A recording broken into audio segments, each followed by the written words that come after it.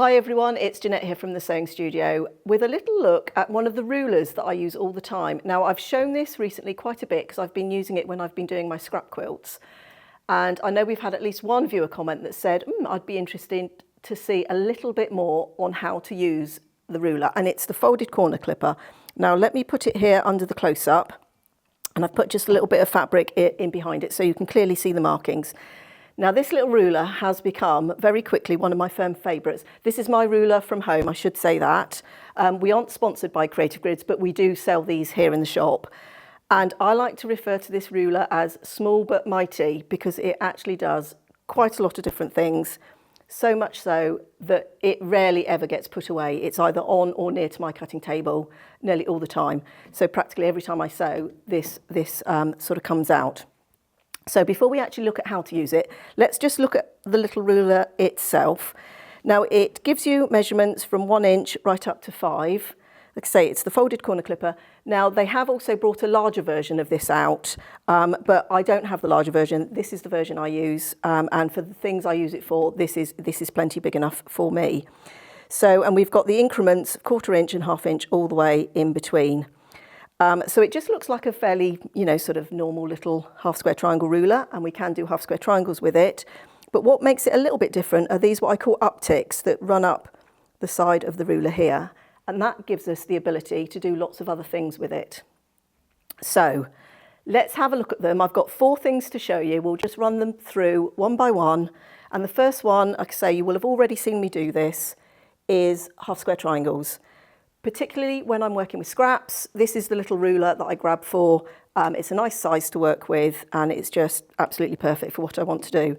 So I've got some scraps here from when I did the basket weave block and I had these little offcuts left. So I can very easily turn these into half square triangles. So for that, it's, worth the money itself, just reducing waste and using up those scraps. Absolutely love it. So I'm just going to turn the ruler upside down. And then I'm going to run that 2.5 inch line along there, grab my rotary cutter, and from that little scrap, I've instantly got a little half square triangle. And we can do that with all of these bits.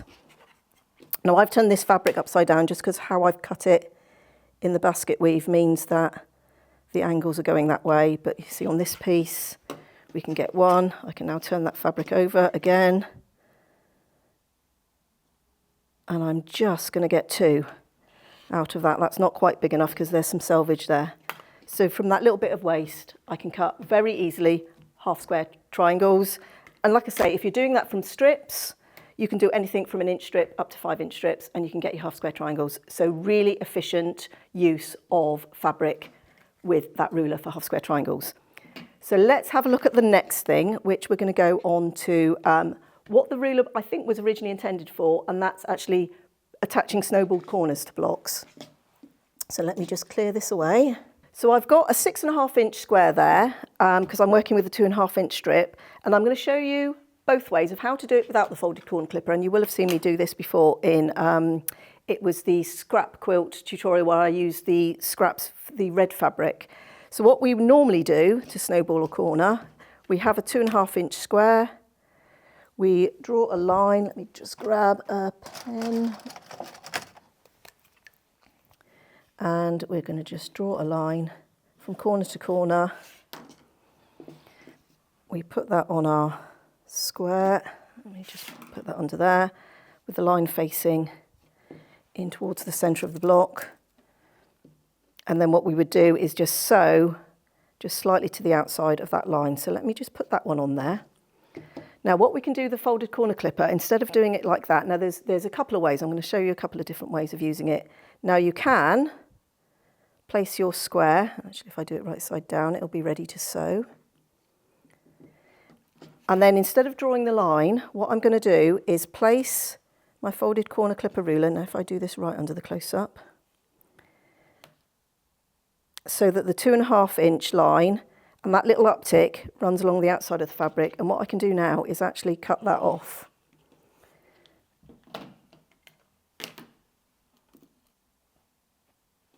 And we can pin that, and then we can just sew that with a 1/4 inch. So that makes it really nice and easy, but we've still got that waste. So there's one other thing we can do, And that is not to put the square on top, just place our 2.5 inch line, and I'm going to make sure that's under the close-up so you can see. So the flat top of the ruler is on the edge of the fabric here, and that little uptick on the 2.5 inch line is on the edge of my square there. And if I just cut off that little piece, that's all the waste we're going to get. So I've reduced my waste by that amount of fabric. And what we can do here now with this strip is I can cut a half square triangle at 2.5 inches. That will fit exactly onto that corner.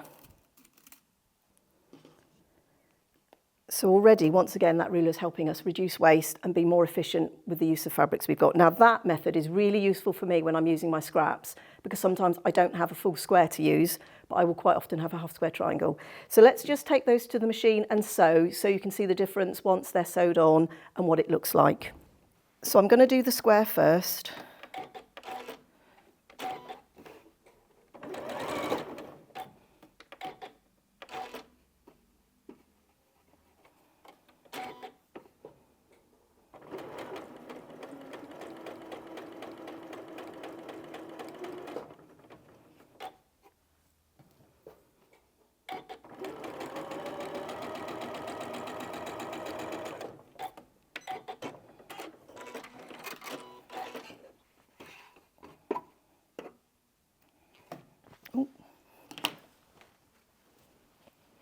And now with both of these, I can just do my normal 1/4 inch.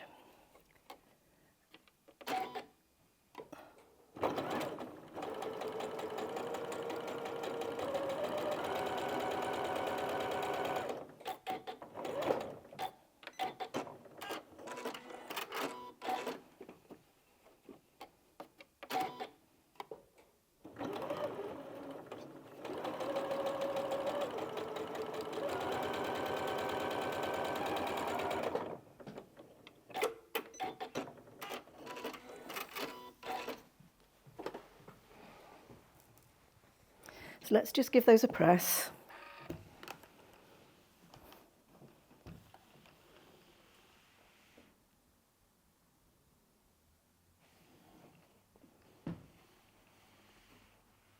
Now I've put that under the close-up, you can see the different corners. So this was the one where we added the square on top and then cut both. And you can see there I've got no dog ears, that fits on exactly.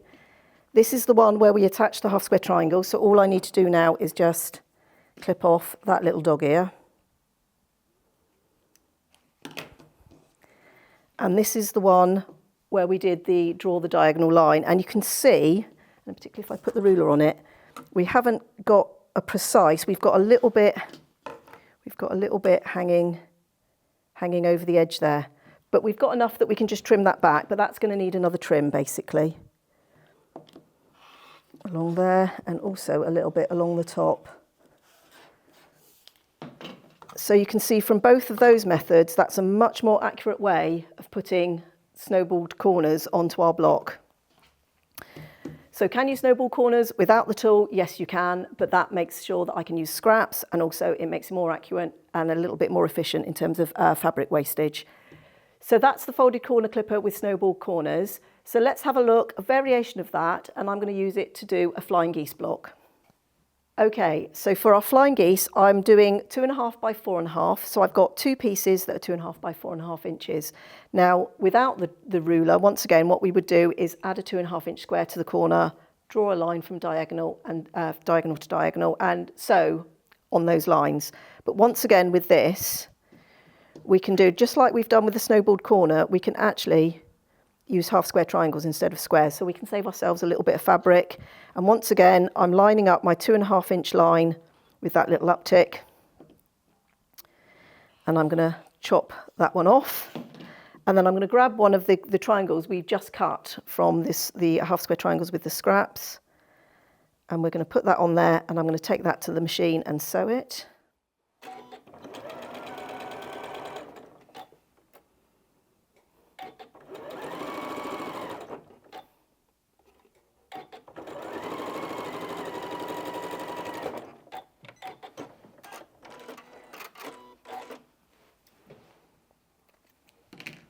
Just going to iron that back and fold it back.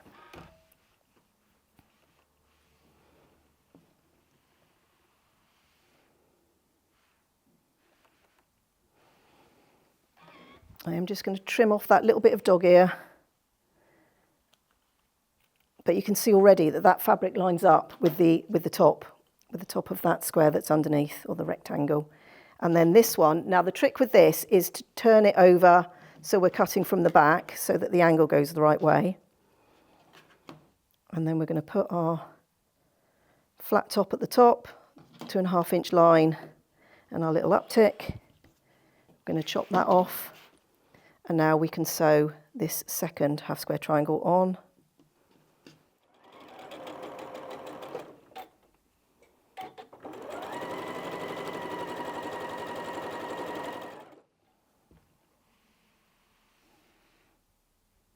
Now I've got a tiny little bit of a dog ear to cut off there.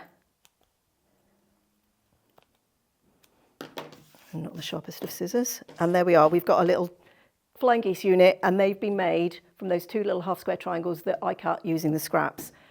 So we've saved ourselves a little bit of waste. We've got a little bit of background waste still, but actually in terms of those fabrics, we're not chopping off little bits of squares and throwing that away as well. So that's a really efficient use again for flying geese units. So that's another way I use this ruler. And then the fourth and final way is binding. So let's just get everything out for that.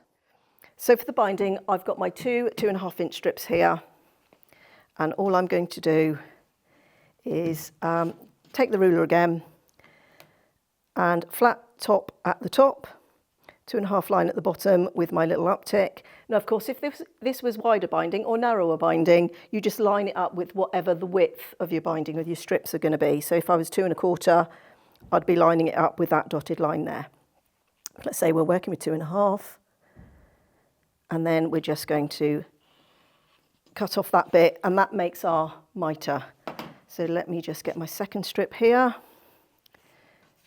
and we'll do the same. Now the rule of thumb is you need to keep your fabrics in the same orientation so that the angle's going the same way. So I'm just going to flip that over to cut off the selvage.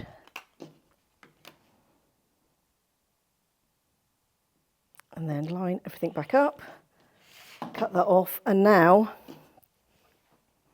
we can place that piece of binding on top of that one. Grab a couple of pins, and this way everything lines up. You don't have that stair stepping that can sometimes happen when we do it, where we put just the flat edges of the fabrics together and draw the diagonal line. So let's just sew that one so you can see that one.